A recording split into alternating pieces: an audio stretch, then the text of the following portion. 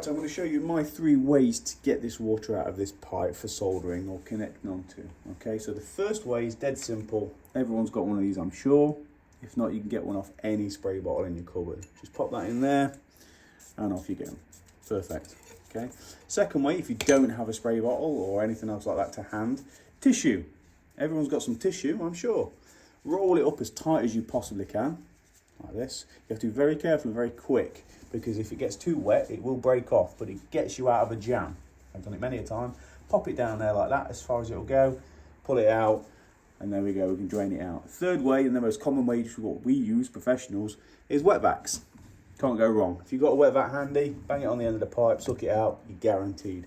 If all of those do fail, you can get freezing kits. I don't recommend using freezing kits, but it can help. And you need, I think, well, they all vary, but normally about 250 ml before you cut the pipe to make sure you don't catch the freeze bung in there. So that's my 3 ways. If there is anything else you want to put in the comments, please let me know. And if there isn't, please make sure you give me a thumbs up, hit the subscribe, and I'll see you on the next video, guys.